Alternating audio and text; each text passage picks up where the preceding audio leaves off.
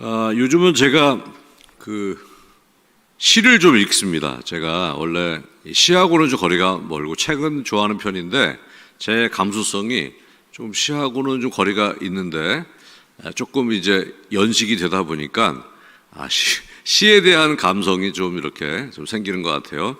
그래서 마침 교보에 갔다가 이렇게 아주 작은 책이 있어요. 작은 책이 있는데 이 작은 책이 이제 이 안에 다 있습니다. 장난감 아니에요. 윤동주 시인의 시예요. 지난주에도 제가 설교 중에 좀 인용을 했는데요. 이런 시가 있습니다. 제가 한번 읽어드릴게요. 산모퉁이를 돌아 논가 외딴 우물을 홀로 찾아가선 가만히 들여다 봅니다.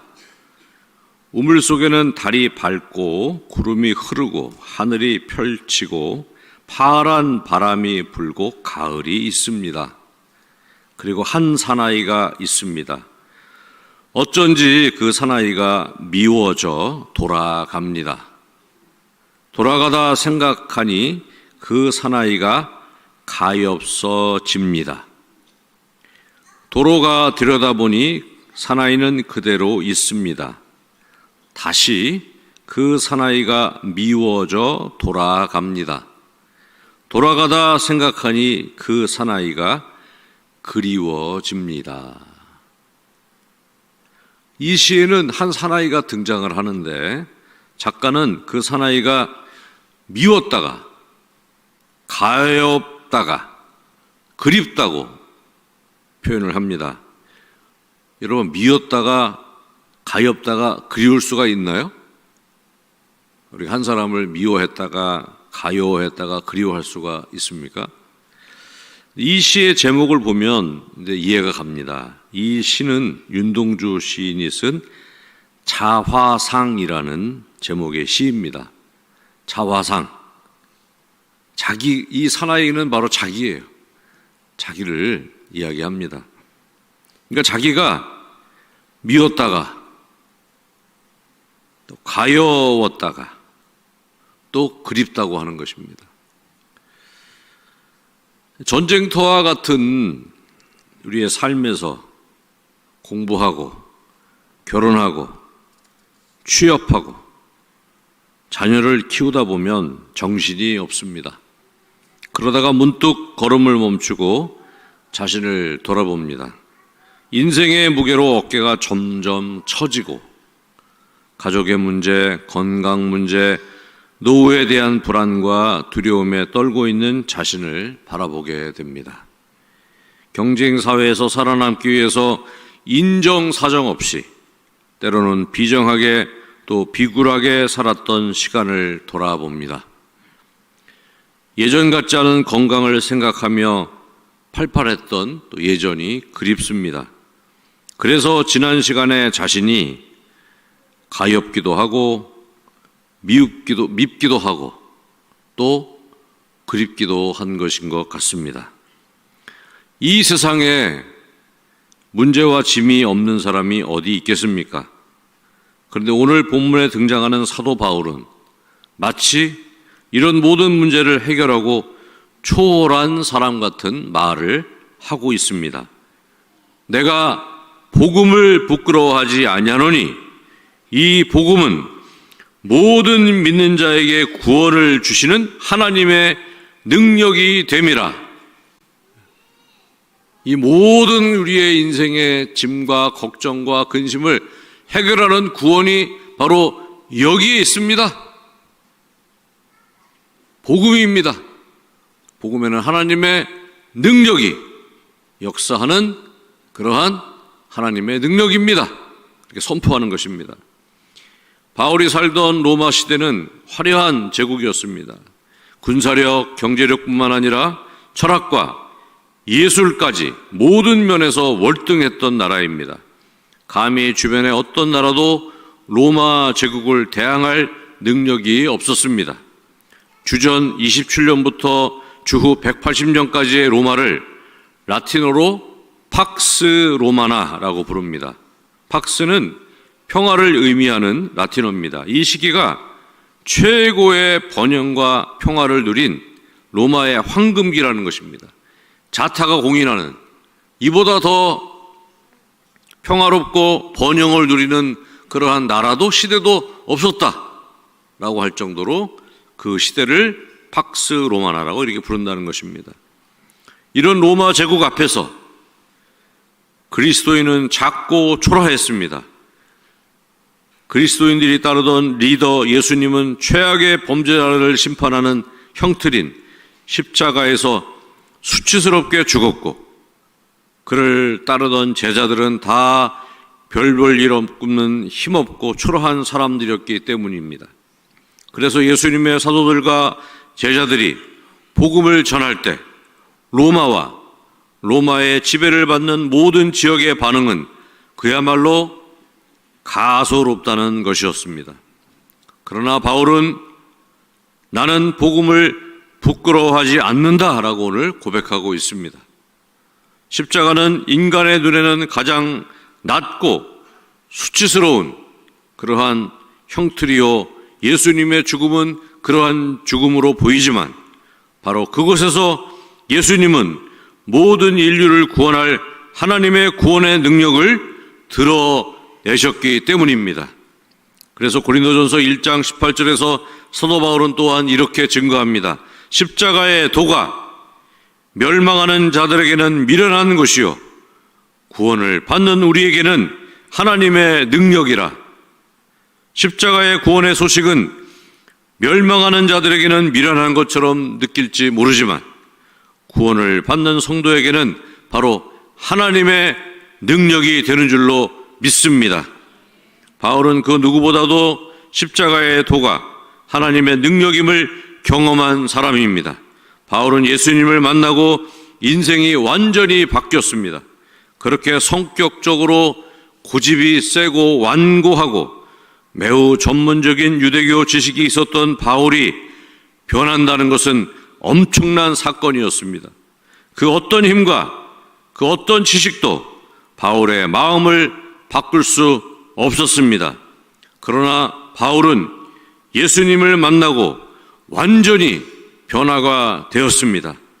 바울은 자신을 이렇게 완전히 변화시킨 그 하나님의 능력, 그 복음의 능력을 지금 당당하게 선포하고 있는 것입니다. 성경을 보면 예수님을 만나 완전히 변화된 사람들이 계속 등장을 합니다. 사복음서에는 예수님을 직접 만나 죄를 용서받고 병을 고침받고 귀신에 사로잡히면서 풀려난 많은 사람들이 등장합니다. 사마리아 여인은 사람들의 눈을 피해 한낮에 물을 길어 했던 부끄러운 과거를 완전히 청산하고 이제 예수 그리스도의 복음을 전하는 전도자가 됩니다. 7 귀신이 들렸던 막달라 마리아는 예수님이 귀신을 쫓아낸 후 누구보다도 헌신적으로 예수님을 믿고 헌신하는 그런 사람이 됩니다. 세리장 삭개오는 예수님을 만나 죄를 회개하고 완전히 변화된 새로운 그러한 사람으로 살게 됩니다. 사도행전을 보면 변화된 사도들과 사도들에게 예수 그리스도의 십자가의 대속의 은혜와 죽음을 이기신 부활의 복음을 전해 듣고 역시 변화된 수많은 사람들이 등장을 합니다. 그렇게 하나님의 능력, 예수 그리스도의 복음의 능력은 그때뿐만 아니라 지금까지 수많은 사람들을 하나님의 사람으로 변화시키고 그리고 지금까지 전해주고 있는 능력인 줄로 믿습니다. 410년 서고토족에 의해서 그 거대했던 로마가 함락되며 로마는 깊은 충격에 빠집니다. 그들은 그 원인을 기독교의 확산 때문이라고 진단합니다. 자신들이 원래 믿었던 로마의 신을 버리고 하나님을 믿는 대가를 치른다고 그렇게 이야기했습니다. 그때 믿음의 사람 아우구스티누스는 이런 비판에 대하여 로마의 몰락 원인을 신학적으로 분석하고 하나님의 나라의 위대함을 증거하기 위해서 책을 쓰기 시작합니다. 13년에 걸쳐 22권의 책을 내는데 그 책의 제목이 바로 하나님의 도성입니다. 하나님의 도성은 하나님의 뜻으로 통치되는 영원한 신앙 공동체를 의미합니다. 아우구스티누스는 로마의 멸망은 기독교 때문이 아니라 하나님의 섭리임을 강력하게 주장합니다. 인간의 교만과 권력욕, 그리고 결코 인간을 구원할 수 없는 철학의 한계를 지적하며 그런 것들에 심취되어 있었던 로마를 향해서 그런 인간이 만든 도성과 비교할 수 없는 영원한 하나님의 도성을 소개합니다. 그리고 여러분들이 그렇게 인간적으로 세운 도성은 망할 수밖에 없는 그런 나라입니다라는 것을 이야기하며 그와 대비되는 영원한 평화와 생명을 누리는 하나님의 도성을 그렇게 그는 역설했던 것입니다.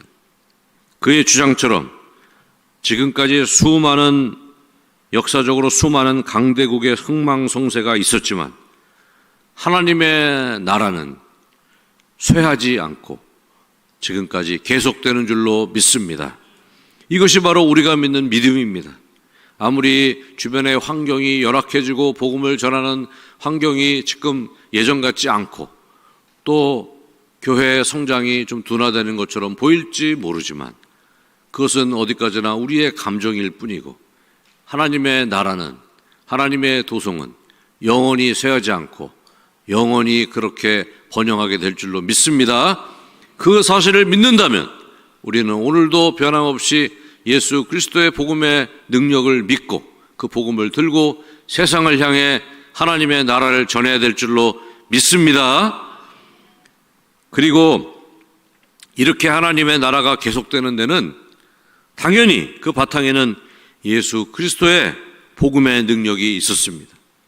예수님을 만나 회개하고 죄를 용서받고 새롭게 변화된 삶을 경험하고 증거하는 수많은 사람들의 행렬이 끊임없이 그치지 않고 계속되었기 때문에 바로 그 복음의 능력이 지금까지 저와 여러분에게 전달되는 줄로 믿습니다. 우리는 매일 수많은 소식을 듣습니다. 텔레비전, 뉴스, 휴대폰의 알림을 통해서 들려오는 여러 가지 소식들, 사람들의 이야기들. 그러나 그 소식들이 우리의 영혼을 살리지는 못합니다. 오히려 불안과 염려를 더 키우는 그러한 소리가 될 수도 있습니다. 아프고 상처 주고 상하고 다투고 거짓말하고 무례하게 행하고 그런데 이 상황을 해결하고 선도할 실마리가 우리가 일상적으로 듣는 소리에는 들리지가 않습니다. 예수님을 만난 많은 사람들도 자신들의 문제와 고통을 그렇게 예수님께 호소했습니다. 온갖 질병으로 아픈 몸을 보이며 고쳐달라고 외쳤습니다. 모든 문제를 가지고 나와서 예수님 앞에 외쳤습니다. 그러나 죄에 대한 용서와 구원을 요구한 사람들은 거의 없었습니다. 그저 아프다고 불편하다고만 이야기하고 고쳐달라고만 예수님께 요청을 했습니다. 그러나 예수님은 그 누구도 무시하거나 외면하지 않으시고 그 모두를 선대하고 고쳐주시고 해결해 주셨습니다. 그들의 죄를 보기 전에 먼저 그들의 고통을 보셨던 것입니다. 그리고 그들의 고통을 먼저 어루만져 주시고 그들의 고통을 위로해 주시고 그들의 고통을 다 고쳐주신 후에 그리고 예수님은 그들의 죄를 용서한다고 말씀하셨습니다. 하지만 대부분의 사람은 눈앞의 문제가 해결되는데 만족을 하고 진실한 회개와 진실한 감사를 거의 하지를 못했습니다. 이제 세월이 흘러 성령 세례를 받은 예수님의 제자들은 그렇게 우리를 고쳐주시고 위로해 주시고 안아주시고 사랑해 주신 바로 그분이 하나님의 아들이라는 사실, 그분이 바로 하나님이라는 사실에 큰 감동을 하고 이제 그 예수 그리스도의 복음을 전하지 않을 수 없었던 것입니다. 우리를 구하기 위해서 하나님이 이 땅에 오셨다는 사실만으로 복음은 복된 소식인 줄로 믿습니다. 이 미천한, 늘 죄를 질 수밖에 없는 연약한 그리고 악한 우리를 구원하기 위해서 예수님이 이 땅에 오셨다는 사실만으로, 그 소식만으로 정말 위대하고 위로가 되는 그런 말씀이 아니겠습니까? 그게 바로 복음의 요체입니다. 하나님이 이 땅에 나를 구하기 위해서 오셨다. 이보다 더 복된 소식이 어디 있겠습니까? 우리를 위해서 하나님이 이 땅에 오셨다는 사실만으로, 그 사실이 우리에게 그 이상 더 복된 소식이 어디 있겠습니까? 그래서 복음은 우리에게 무엇을 하라고 요구하는 것이 아니라 예수님께서 이 땅에 왜 오셨는지를 깨닫게 하는 것입니다. 복음은 우리로 하여금 무엇을 하라고 요청하지 않습니다. 복음은 예수님의 오심을 믿고 깨달으라고 우리에게 끊임없이 요구를 합니다. 예수님의 십자가와 부활은 모든 사람을 죄와 사망에서 건지는 유일한 능력인 줄로 믿습니다. 예수 그리스도의 복음은 단순한 위로나 문제 해결이 아니라 죄와 죽음이라는 인간의 근본적인 문제를 해결하고 새로운 생명을 여는 구원의 능력인 줄로 믿습니다. 그래서 예수 그리스도의 복음은 믿는 자의 삶을 변화시키고 죽음에서 생명으로 옮겨놓는 능력이 있는 것입니다. 우리말에 3살적 버릇 80까지 간다는 말이 있습니다. 인간의 능력으로는 자기 성격 하나도 제대로 못 고친다는 그런 이야기예요. 3살적 버릇 80까지 간다는 이야기가 그런 이야기 아니겠습니까? 내 3살적 버릇이 80까지도 못 고친다는 거예요. 그런데 예수 그리스도의 복음은 다릅니다.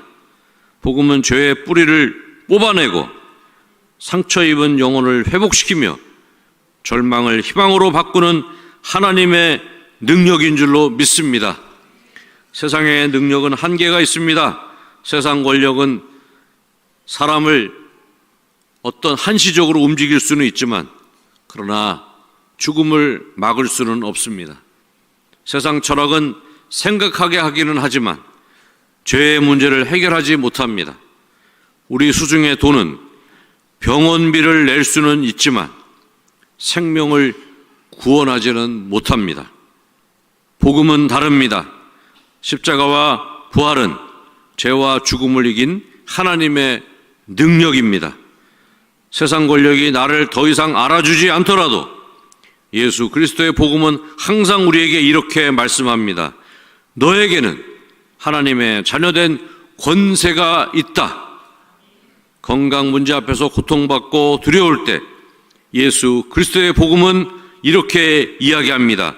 죽음을 이기신 예수 그리스도의 부활의 능력으로 다시 소망을 가져라.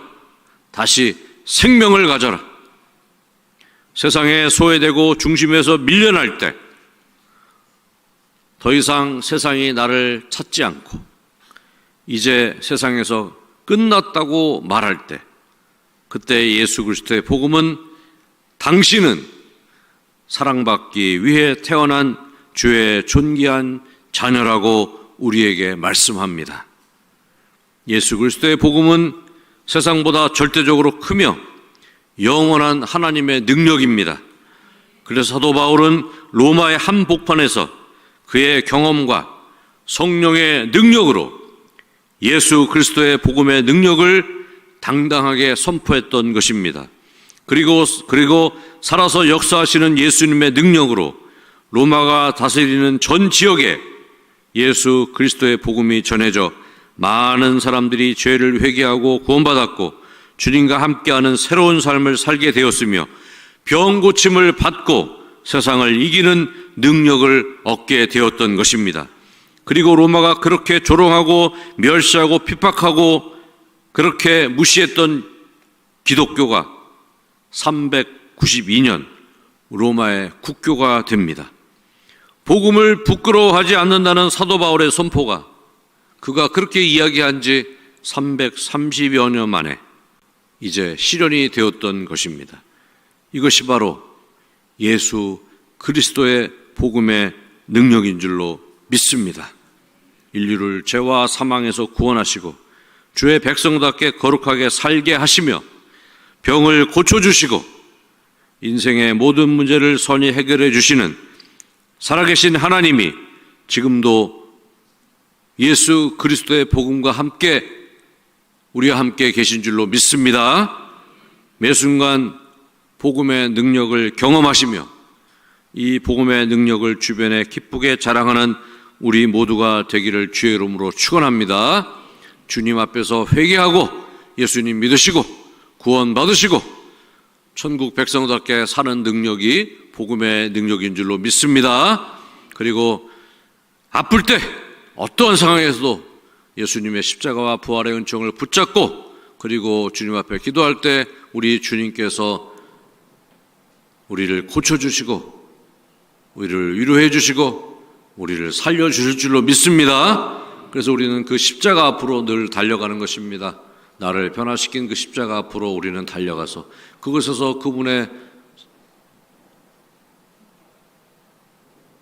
옷자락을 붙잡고 그런 마음으로 간절히 그분 앞에 우리의 모든 것을 맡기고 우리의 짐을 내려놓고 그리고 나를 구원해달라고 날마다 우리는 외치며 그분의 구원을 느끼고 그리고 우리는 그 삶을 이웃에게 전하는 것, 그것이 바로 저와 여러분의 사명인 줄로 믿습니다. 사랑이 많으시고 은혜 풍성하신 아버지 하나님, 예수 그리스도의 십자가와 예수 그리스도의 부활을 통해서 주신 구원의 은혜를 날마다 깊이 경험하게 하시고 우리의 삶이 간증이 되어 예수 그리스도의 복음의 능력을 전하는 축복을 허락하여 주시옵소서.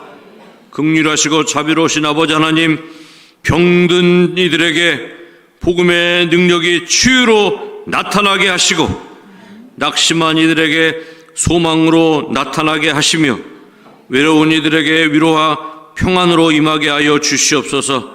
우리의 삶의 자리마다 하나님의 영광과 예수 그리스도의 복음의 능력이 드러나게 하시고 우리의 가정과 교회 그리고 이 나라와 민족이 예수 그리스도의 복음으로 변화되는 축복을 허락하여 주시옵소서.